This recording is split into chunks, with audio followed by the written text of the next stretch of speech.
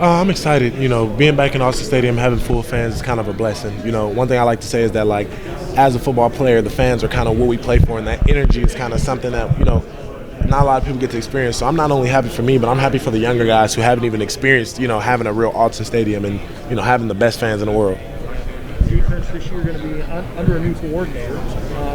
Are you excited about the prospects of that and what you guys are going to be able to do in the field? I feel like a lot is going to change. Tim DeRuyter is a great coach. He has a great scheme, and he knows what he's doing. So I'm really confident in him, and I'm confident in the game plan that he's putting together. Yeah, speaking of defense, it's a lot of younger guys around you in the front seven. What have you seen out of some of your counterparts on the D-line and the linebackers? I don't really feel like there are a lot of young guys. I know we do got a nice amount of young linebackers, but as far as the D-line, a lot of guys were able to get reps and get their feet wet, in the previous years. So now I feel like they're really growing into their real role and who they really are going to be. Who are some guys that have stood out to you on the D-line? Popo, Awamavwe, Brandon Dorless, Keon Ware-Hudson, Mace Funa, obviously, Adrian Jackson. The list goes on. I feel like we have, like the last couple of years, we didn't have a lot of depth, but this year, the depth is really rising and the competition level is through the roof. You've talked about it a lot, but what are some of your goals going into your third season? I guess this is your sophomore year. Perfection. Winning every game, being able to play for a national championship, and winning fall camp. Me personally, I am trying to be in the Heisman race and be in that Heisman conversation. So, 20 sacks will be a blessing for me, but just kind of growing and winning every game with my team.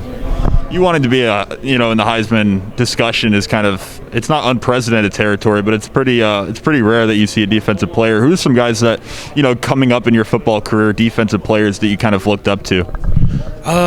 Like I say, when they talk about modeling my game, it goes back to Von Miller, DeMarcus Ware, and even Khalil Mack. Von Miller with his precision and his moves and his technique. Then you got DeMarcus Ware and Khalil Mack with their power and their will and how they kind of use someone's will against them. And I'm kind of trying to form that into my game. Yeah, and so far in your career, it was your freshman season to begin with, and then last year it was such a obviously kind of a clunky year. So just how much more experienced, how much more prepared do you feel going into this third season? This offseason, I got to spend a lot of time with different NFL guys and learning ways and watching NFL film. So just being able to kind of put that together, what I know, it kind of opened my eyes to the finer lines of football. Are you able to say which guys those were that you worked with in the offseason? DeForest Buckner, Eric Armstead. Then you got Panay now. He came back. The list goes on. Who else? That's all I can think of off the top of my head right now. But yeah. What does that look like with DeForest and Arik? Like, what were those days like? Just learning from them, hearing what they have to say, knowing what they do at the next level, and kind of putting it into perspective. Not only just how we move, but what to look for and how to know what the opponent's going to do. To have kind of that lineage of edge rushers who have come through here, how cool is it to see this program kind of have that legacy? It's really dope, and that's kind of the main things, being part of a legacy. That's what I had to realize, growing up and coming into Oregon is that, there's a lot of guys who paved the way for me, so now I got to pave the way for the next guys. You talked about that word perfection for your goal for the season. What does that kind of look like? Can you elaborate on that? Just being in a top-tier shape I could be and kind of growing into the guy that, I'm supposed to be. Playing 80 snaps last year, I wasn't really prepared for that, and this year I feel like I am, and I need to be, to the highest or capacity shape I could be in. Sorry, I'm sure you've been asked this a million times. So, in what ways do you feel more prepared? What feels better this year? Just my role.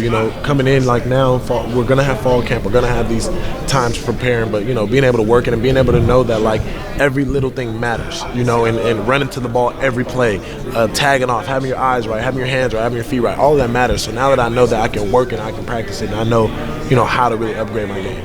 So that Rose Bowl team a couple of years ago had a really good offensive line, and obviously fall camp hasn't started yet, but what do you see out of this offensive line working against them in practice? I feel like we got a lot of guys that want to play, and they're challenging the older guys. We do have a great older core as well, but I feel like the young guys are coming in and they're making them work. So we have a lot of guys that want to be in rotation and that are going to keep getting better.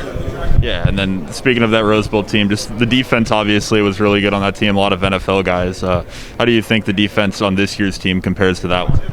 I feel like personally this is the best team overall that Oregon has ever had, aside from the year they went to the national championship.